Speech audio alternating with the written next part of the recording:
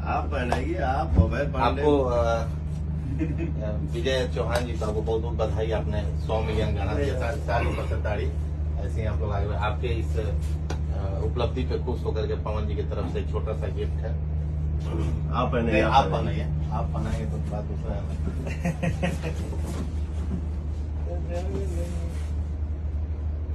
साड़ी से ताड़ी 100 मिलियन के उपलक्ष्य में पवन जी की तरफ से एक छोटा सा गिफ्ट विजय चौहान जी को। थोड़ा गुनगुना दीजिए। थोड़ा सा कौन सा गाना था विजय जी?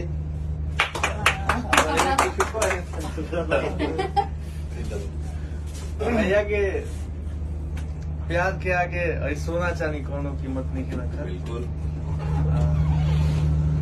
रउआ लोग के प्यार के बदौलत ही सब संभव बा। बड़ा खुश बानी कि आज भैया ने हमारा अभिनंदन किया और बहुत प्यार दिए।